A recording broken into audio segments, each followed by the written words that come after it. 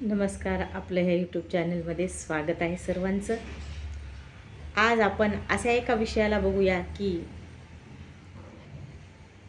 फोनवर आपण कसं बोलावे. काही जणांना फोनवरच बोलता येईना हो. फोनवर कसंही आस्ताव्यस्त बोलतात. तर आपण आजच्या व्हिडिओमध्ये विस्तार अशी मुद्देशीर माहिती बघूया फोनवर कसे बोलावे. पण ती माहिती ऐकण्यासाठी तुम्हाला पूर्ण व्हिडिओ बघावं लागेल. पूर्ण व्हिडिओ बघल्यावर शेवटच्या मुद्द्यापर्यंत जर तुम्ही बघितलात तरच तुम्हाला समजणार आहे की फोनवर कसं बोलावं. तर फोनवर कसं बोलावं आज आपण आपल्या ह्या व्हिडिओमध्ये बघूया. सुरुवातीला फोन केल्यानंतर आपण काय म्हणायचं माहिती आहे पुढच्या व्यक्तीला? नमस्कार. कारण नमस्कार ह्या शब्दामध्येच खूप काही दडलेलं आहे. आणि आपण सुरुवात करताना जर आपण नमस्कार हा शब्द जर वापरला तर खूप बरं वाटतं आणि एकमेकाला आदर दिल्यासारखं होतं. म्हणजे देतोच आपण आदर. नमस्कार करणे म्हणजे एकमेकाला आदर देणेच. आणि लगेच कुठे आहेस, कुठे आहेस हे विचारायची गरज नाही. आपण कशाला विचारायचं कुठे आहात म्हणून. कोणी कुठे असू शकते, कोणी कामात असू शकते, मीटिंगमध्ये असू शकते, बिझी असू शकते, वाहनात असू शकते, प्रवासात असू शकते, गर्दीत असू शकते. त्यामुळं आपल्याला विचारायची गरजच नाही की तुम्ही कुठे आहात म्हणून. नमस्कार करायचं. आणि फोन लावल्यानंतर काय करतात माहिती आहे का, काही जण असला हकराळ विकराळ आवाज काढतात की नाही की पुढच्या माणसाच्या कानामध्ये झणकारे येतात. हॅलो, कुठं आहात, काय करायला, असं जोरात. स्लो मोशन आवाज काढायचा, कोमल आवाज काढायचा. हॅलो, आपण कुठे आहात. आणि हळू बोलल्यामुळं लवचिकता आणि पुढच्या माणसाच्या कानाला पण आनंद वाटते ना. हळू बोलल्यामुळं आणि अकराळ आवाज काढल्यामुळं का पुढचं माणूस म्हणते बाबा ठेवू का फोन, असं वाटते त्याला. म्हणून काय करायचं माहिती आहे का, हळूच आवाजात बोलायचं आहे. आणि दुसरी गोष्ट मुद्द्याचं बोलायचं. आपण पुढच्या व्यक्तीला फोन कशासाठी केलेला आहे, काहीतरी काम आहे म्हणूनच केला ना. मग आपण मुद्द्याचं बोललं पाहिजे. थोडकंच आपण ज्या कामासाठी फोन केला आहे ना तेवढंच मुद्द्याचं जर बोललात तुम्ही तर बरं होईल. मग आता मुद्द्याचं बोलायचं म्हणलं तर काय होणार आहे माहीत आहे का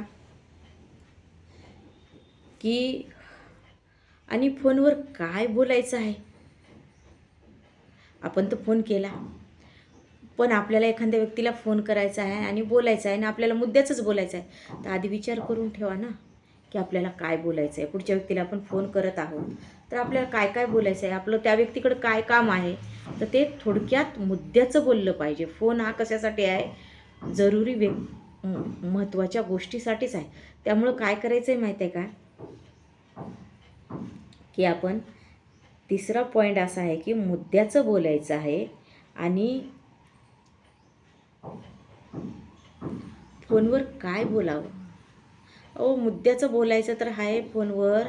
आणि काय बोलावं म्हणजे जे आपल्याला आवश्यकता आहे. पुढच्या व्यक्तीकडे काम असल्याशिवाय आपण फोन करतो का कोणाला? बिनकामी फोन करतो का सांगा बरं तुम्ही? बिनकामी फोनच करत नाही. फोन करतो आपण तर आपलं काम असेल तर. आपलं जर काम नसेल तर आपण फोन करत नाही. आणि पुढच्या व्यक्तीला मला ओळखलात का असं विचारायची काय गरज आहे हो. 5वा पॉईंट आपला. सहज आपण फोन करतो आणि म्हणतो मला ओळखलात का तुम्ही. कधी कधी त्या व्यक्तीचा फोन बदललेला असते, कधी कधी काय तुमचा नंबर ॲड नसते. डायरेक्टली मला ओळखलात का असं म्हणायची गरज नाही. असं म्हणायचं का हो, मला ओळखलात का. म्हणजे काय म्हणावं पुढच्या व्यक्तीनं. पुढच्या व्यक्तीच्या फोनमध्ये नंबर ॲड नसला, कधी कधी आपल्या घाई गर्दीमध्ये आपला आवाज पण लक्षात येत नाही, मग त्यांनी काय म्हणायचं, मी ओळखलं नाही म्हणायचं का. त्याच्यामुळं काय करायचं आहे, 6वा पॉईंट असा आहे माझा की आपण फोन लावल्या आपण स्वतःची ओळख करून द्यायची त्यांना. काय म्हणायचं माहीत आहे, हॅलो, नमस्कार, मी डाकेताई बोलत आहे. असं जर आपण ओळख करून दिलात तर काय होणार आहे माहिती आहे, पुढच्या व्यक्तीला बोलायला सुधरल. कारण कसं राहते, घाई गडबडीमध्ये ओळख विसरूनही जाते हो. आपल्याला आता कधीतरीच कोण्यातरी एखाद्या व्यक्तीला कधीतरीच बोलायचं आहे, त्यांच्या लक्षात तुमचा आवाज राहणार आहे का, किंवा तुमचं नाव. मग तुम्हाला जर म्हणलं स्वतःहून की नाही हो तुमचा नंबरच सेव्ह नाही म्हटलं तर तुम्हाला वाईट वाटेल की नाही. त्यामुळं काय करायचं आहे, फोनवर बोलताना आपली ओळख पटवून द्यायची हो. ओळख पटवून द्यायची. आपलं नाव सांगून टाका ना. आणि ती 7वी गोष्ट अशी आहे की आपण लाऊडस्पीकरवर बोलायचं नाही. लाऊडस्पीकर ऑन करून का बोलायचं नाही माहीत आहे का? कधी कधी काही गोष्टी नाजूक असतात, काही गोष्टी चार चौघात बोलायच्या नसतात. कधी कधी ती व्यक्ती, पुढची व्यक्ती काहीतरी बोलू नव्हते बोलून जाते. त्या व्यक्तीला कोणाच्या दुसऱ्या व्यक्तीबद्दलचं बोलायचं असते आणि ती दुसरी व्यक्ती जर तुमच्या बाजूला असेल आणि लाऊडस्पीकरवर फोन असेल आणि पुढची व्यक्ती त्या बाजूच्या व्यक्तीबद्दल जर बोलली तर कसं वाटेल सांगा बरं तुम्ही. त्यामुळं काय करायचं आहे, फोन लाऊडस्पीकरवर ठेवायचाच नाही. 4 माणसात असताना, तुम्ही घरात एकांतात असताना लाऊडस्पीकरवर ठेवून बोललात चालतं, पण तुम्ही गर्दीच्या ठिकाणी असाल, तुमच्या आजूबाजूला लोक असतील तर तुम्ही लाऊडस्पीकरवर फोन का बरं करता सांगा बरं तुम्ही. तुम्ही लाऊडस्पीकरवर फोन करायचा नाही. आणि फोन आला, तुम्ही मीटिंगमध्ये असाल, तुम्ही घाईगडबडीत असाल, प्रवासात असाल, गाडीत चढत असाल, तुम्ही फोन उचलू शकत नसाल, तुमचा फोन बॅगमधला काढता येत नसेल, तर काय करायचं माहिती आहे का? तुमच्या फोनवर मिस कॉल येऊन पडतो ना. तर ते मिस कॉल आल्यानंतर, तुमचे कामं आवरल्यानंतर, जेव्हा केव्हा तुम्हाला वेळ मिळेल तेव्हा परत कॉल करा.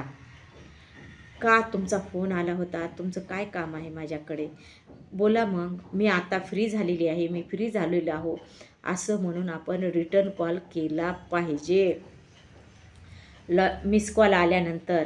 आणि 10वी गोष्ट अशी आहे हो माझी, की 10वी गोष्ट अशी आहे की फोनची रिंगटोन स्लो, गोड, चांगली सायलेंटमध्ये ठेवा. 4 माणसामध्ये तुम्ही राहता, वावरता, अशी रिंगटोन फोनची असते की कान किरकळून जाते. तर रिंगटोन मोबाईलची सायलेंट असली पाहिजे. आपल्याला स्वतःला ऐकू आलं बस. लोकाला ऐकू घालायची का फोनची रिंगटोन नाही. तर हा माझा 10वा मुद्दा आहे.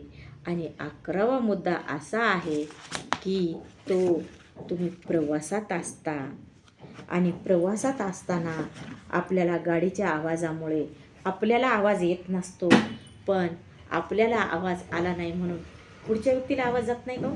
आपण जे बोलतो ना, तर पुढच्या व्यक्तीच्या कानात फोन असतो, त्याला आपण किती हळू जरी बोललं तर पुढच्या व्यक्तीला आवाज जातो. आपण काय करतो माहीत आहे का? गाडीमध्ये प्रवासी दुसरे पण असतात, पण त्याचं आपल्याला भानच नसते.